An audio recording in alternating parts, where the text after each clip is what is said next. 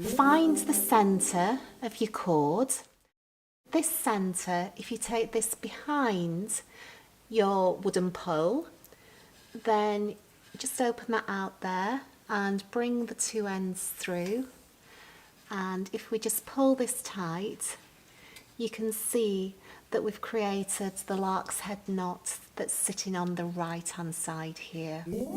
Your second type of lark's head knot, like this one, what you do is you keep the rope in front of the bar and just grab the centre cord and pull the two tails through that centre. And if you just pull that up tight, you can see you've created this type of lark's head knot.